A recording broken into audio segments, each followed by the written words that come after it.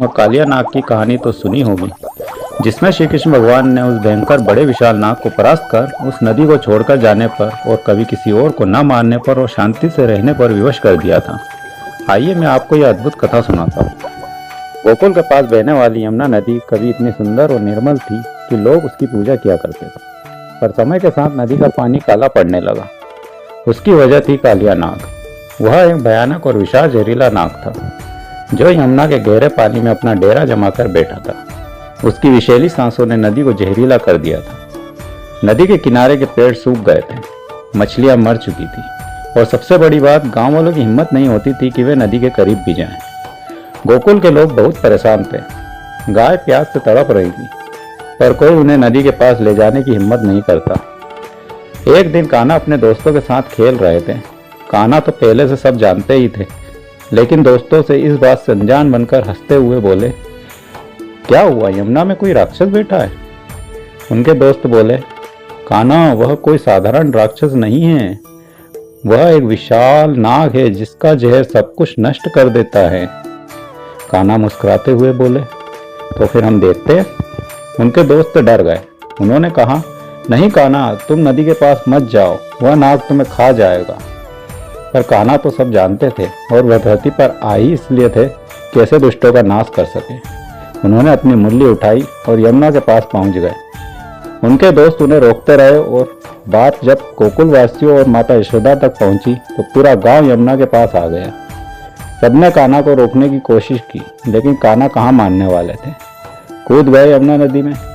पानी में हलचल मच गई। गोकुलवासी डर के मारे चिल्लाने लगे, कहने लगे, अरे कान्हा, बाहर आ जाओ, वह नाग तुम्हें खा जाएगा। यशोदा माँ यह सब देखकर बेहोश हो गई। कान्हा पानी में तैरते तैरते जब नदी की गहराई में पहुंचे तो कालिया नाग ने उन्हें देख लिया। नाग ने अपनी फुंकार भरी और पानी को और जहरीला कर दिया। नदी का पानी उबलने लगा। गोकुलवासी यह देखकर कांपने लगे। कालिया नाग के कई फन थे और हर फन से जहर टपक रहा था। उसने कान्हा को देखकर कहा, कौन है जो मेरी नदी में आया है? तुम्हें पता नहीं है मेरी जगह? कान्हा मुस्कुराते हुए बोले, यह नदी तुम्हारी कैसे हो सकती है, यह तो सबकी है।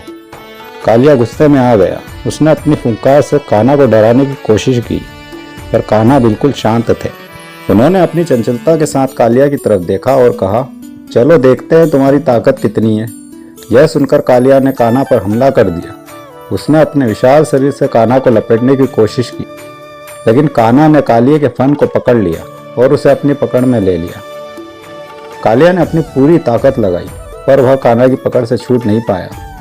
कान्हा ने फिर कालिया के फन पर चढ़कर नृत्य करना शुरू कर दिया। सोचिए दोस्तों, एक नन्हा बालक इतने विशाल नाग के फन पर नृत्य कर रहा था। कान्हा के नाचते नाचते जब विशाल नाग नदी के बाहर आया, गोकुलवासी यह दृश्य देखकर स्तंभ रह गए। होश आने पर माता यशोदा भी यह देखकर दंग रह गई। कान्हा के नृत्य की ताकत से कालिया थकने लगा। उसके फन झुक गए। उसकी आंखों में डर दिखने लगा। उसने कहा, हे प्रभु, मुझे क्षमा करें, मैं आपकी शक्ति को नहीं जानता था। कान्हा मुस्कुराए और बोले, अगर तुम यहाँ से तुरंत नहीं गए तो तुम्हारा अंत निश्चित है। कालिया ने गोकुलवासियों से माफ़ी मांगी और वादा किया कि यह यमुना छोड़ देगा। वह अपना परिवार के साथ वहाँ से चला गया। जैसे ही वह गया, यमुना का पानी फिर से साफ हो गया, पेड़ हरे भरे हो गए और गोकुलवासी खुशी से झूम उठे।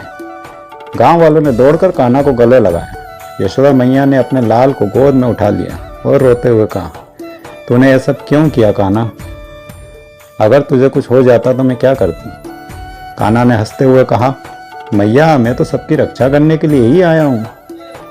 तो दोस्तों, यह थी श्री कृष्ण और कालिया नाग की कथा। यह सिर्फ एक कहानी नहीं, बल्कि हमें यह सिखाती है कि जीवन में जब भी कोई कठिनाई आए, हमें साहस के साथ उसका सामना करना चाहिए। और जब श्री कृष्ण जैसे रक्षक हमारे साथ हो तो हमें डरने की क्या ज़रूरत। दोस्तों, अगर आपको यह कथा अच्छी लगी हो तो लाइक करें और अपने दोस्तों को शेयर करें। और अगर चैनल पर नए हो तो सब्सक्राइब करें, ताकि आगे आने वाली इस तरह की और वीडियो आपके नोटिफिकेशन पर आसानी से आ सके। धन्यवाद।